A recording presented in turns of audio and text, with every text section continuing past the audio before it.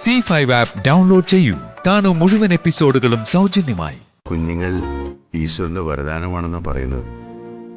ആണായാലും പെണ്ണായാലും ആ കുഞ്ഞ് നല്ല വ്യക്തിയായിട്ട് വളരണം, അത്രേ വേണ്ടു. എന്തൊക്കെ സ്വപ്നങ്ങളായി കാണുന്നേ. അതെ, ഇത് പ്രഗ്നൻസി ആണോ അല്ലയോ എന്ന് പോലും ഡോക്ടർ വന്ന് കൺഫേം ആക്കിയിട്ടില്ല. അതിനു മുമ്പ് ഈ സ്വപ്നം കാണാൻ തുടങ്ങിയോ? മുൻപില്ലാത്ത സ്വപ്നങ്ങളാ ജ്യോതി ഞാനിപ്പോ കാണുന്നത്. കൊള്ളാലോ.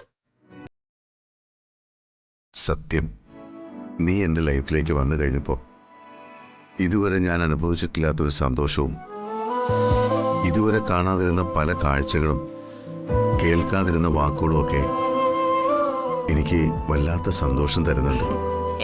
ഏട്ടാ എന്തായാലും ഡോക്ടർ ഒന്ന് വന്നോട്ടെ, എന്നിട്ട് മതി ഈ സന്തോഷവും സ്വപ്നം കാണലും ഒക്കെ.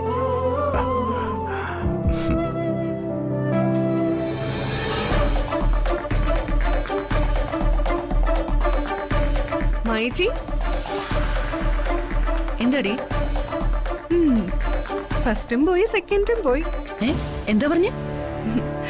രണ്ടുപേരും ഛർദിച്ചു. ആര് ഛർദിച്ചു എന്നാ നീ പറയുന്നത്? നീയാണോ ഛർദിച്ചേ?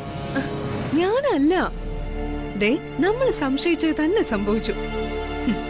അമ്മ കൊടുക്കാന്ന് പറഞ്ഞ ലോട്ടറി ജ്യോതി തന്നെ കൊണ്ടുപോകും. ജ്യോതി മാത്രല്ല, താരേച്ചിയും ഛർദിച്ചു. നീ എന്തൊക്കെയാ പെണ്ണെ ഈ പറയുന്നേ? ജ്യോതി ശരിക്കും പ്രഗ്നന്റ് ആണെന്ന് എനിക്ക് തോന്നുന്നു. അതുപോലെ ഛർദിച്ചത്. ഡോക്ടർ ഇപ്പൊ വരും. പക്ഷേ താരേച്ചിയുടെ കാര്യത്തിൽ എനിക്ക് സംശയമുണ്ട്. എന്ത് സംശയം? താരേച്ചിയുടെ ഛർദില്ലേ എനിക്ക് സംശയമുണ്ടെന്ന്. അതെന്താ നിനക്ക് അങ്ങനെ തോന്നാൻ കാരണം? അല്ലെങ്കിൽ പിന്നെ അപ്പ തന്നെ ഛർദിക്കണോ? രാവിലെ എങ്ങനെ ഛർദിച്ച പോരായിരുന്നോ? അല്ലെങ്കിൽ കുറച്ചു കഴിഞ്ഞ് ഛർദിച്ചൂടായിരുന്നോ? എടി, അതിപ്പോ ഛർദില് വരുമ്പോഴല്ലേ ഛർദിക്കാൻ പറ്റൂ. പിന്നെ അവര് വൊമിറ്റ് ചെയ്തതുകൊണ്ട് അത് പ്രഗ്നൻസി ആണെന്നൊന്നും വിചാരിക്കണ്ട. അല്ലാതെയും വൊമിറ്റ് ചെയ്യാലോ. അല്ല, ഇതൊന്നും അല്ല, ഇത് പ്രഗ്നൻസി തന്നെയാ. നമ്മുടെ കാര്യത്തിലൊരു തീരുമാനം ആയില്ലല്ലോ മായേച്ചി. നീ വിഷമിക്കണ്ട. നമ്മുടെ കാര്യത്തില് ഈശ്വരൻ വിചാരിച്ചില്ല, താമസിക്കാതെ വിചാരിക്കുമെന്ന് പ്രതീക്ഷിക്കാം. പിന്നെ ഈ പറഞ്ഞതുപോലെ ഫസ്റ്റും സെക്കൻഡും ഒന്നല്ലല്ലോ കാര്യം. മായേച്ചി തന്നെയാണോ ഈ പറയുന്നത്? മായേച്ചി തന്നെയല്ലേ നേരത്തെ പറഞ്ഞത് ജ്യോതിക്ക് മുന്നേ നമ്മുടെ കുഞ്ഞുങ്ങളോട് ജനിക്കുമെന്ന്?